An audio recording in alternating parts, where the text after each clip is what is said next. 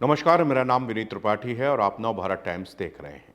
Union carbide का नाम सुनते ही रूह कांप जाती है। 4 दशक पहले भोपाल गैस त्रासदी की बदनसीब तारीख याद आने लगती है। कितना भयावह मंजर था, शब्दों में उसको बयां करना बेहद मुश्किल हो जाता है। आज भी भोपाल के लोग उस मंजर को भुला नहीं पाए। गाहे बगाहे इसका जिक्र वहां पर हो ही जाता है। भोपाल की यूनियन कार्बाइड फैक्ट्री का जहरीला कचरा 40 साल के बाद इंदौर के पीथमपुर पहुंचना शुरू हो चुका है। यह कचरा भोपाल से रात लगभग 2:40 पर इंदौर बाईपास होते पीथमपुरा पहुंचा है। कचरे को ले जाने के लिए चाक चौबंद व्यवस्था की गई थी। ग्रीन कॉरिडोर बनाया गया, 300 से ज्यादा पुलिस फोर्स लगाई गई। एम्बुलेंस से लेकर इमरजेंसी वाहन उसके साथ रहे। 5,000 लोगों की जान जाने का सबसे बड़ा कारण इस जहरीले कचरे के निपटान के लिए अदालत का आदेश था।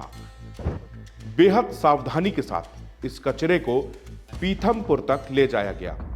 कचरे से भरे कंटेनर ने 8 घंटे में तकरीबन 250 किलोमीटर की यात्रा पूरी की। इसको लेकर बहुत सारे सवाल जहन में है। सवाल यह कि आखिरकार इसे पीथमपुर ही क्यों ले जाया गया। दूसरा सवाल कि 1984 से अब तक इस कचरे का निपटान क्यों नहीं हो सका। इस कचरे का निपटान कैसे होगा? क्या इसके कचरे से भी किसी तरह का नुकसान हो सकता है? आज हम इस एक्सप्लेनर में इन सभी सवालों के जवाब तलाशने की कोशिश करेंगे। सबसे पहला सवाल यह कि आखिरकार इस कचरे को पीथमपुर क्यों ले जाया गया। दरअसल मध्य प्रदेश के धार जिले के पीथमपुर में एकमात्र प्लांट है जहां पर इस रासायनिक कचरे का निष्पादन किया जा सकता है।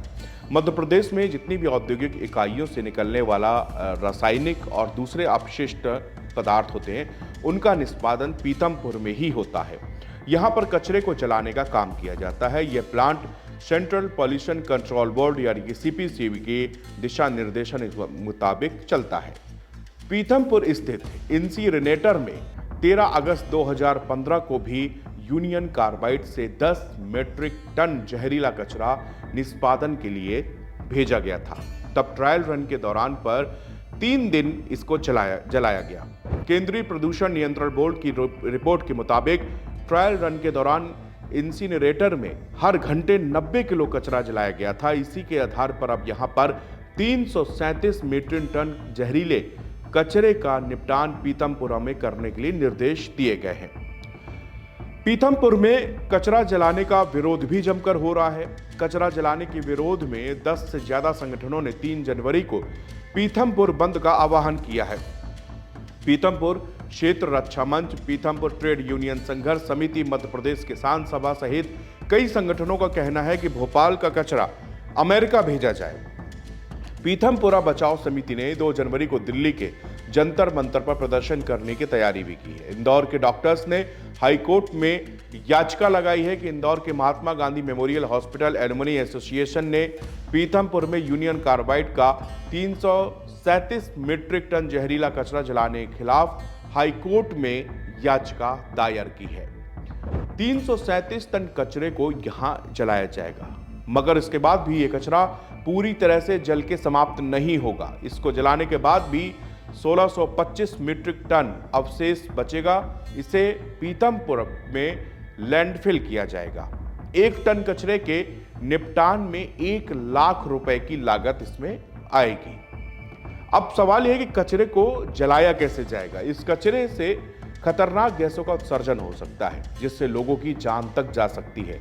इसी कारण इसको लाने, ले जाने, इसको भरने के लिए पर्याप्त बंदोबस्त किया गया था। जब कंटेनर को कचरे से भरा गया तब भी इसका वेट किया गया, और जब ये पीथमपुर में पहुंचा दोबारा वहां पर जाके इसका वेट किया गया। अब पीथमपुर में वेस्टेज को रखने के लिए लकड़ी का प्लेटफॉर्म बनाया गया है। यह प्लेटफॉर्म जमीन से तकरीबन 25 फीट की ऊंचाई पर है।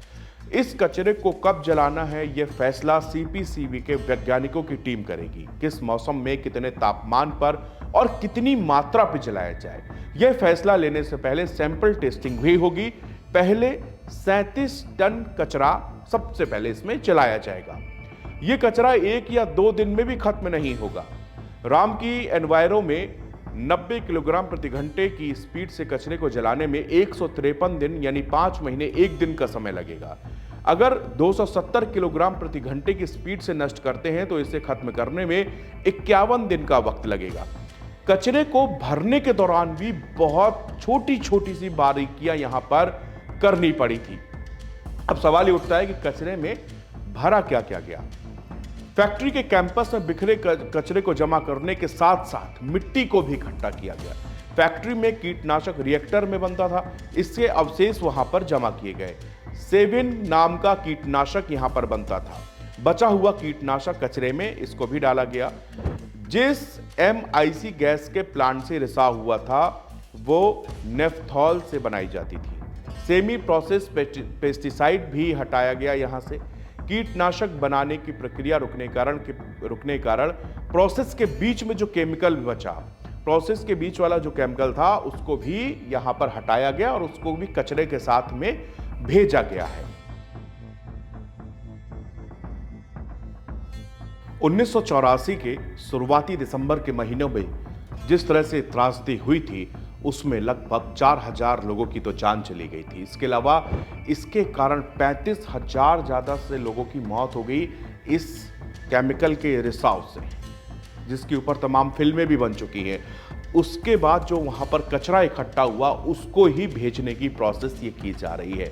इसको लेकर विरोध भी तमाम किए जा रहे हैं। लोगों का कहना है कि अगर इसको पीथमपुर में इसको जलाया गया तो वहाँ भी इस तरह की गैस फैलने से, यहाँ प्रदूषण होने से या लोगों को गंभीर बीमारियां होने का खतरा मंडरा सकता है। लेकिन फिलहाल इसकी शुरुआत कर दी गई है क्योंकि कोर्ट का आदेश था। अब मध्य प्रदेश सरकार को 3 तारीख को इस कोर्ट को बताना भी है कि अब तक उन्होंने इस कचरे के निष्पादन में कहां तक प्रक्रिया अपनाई है।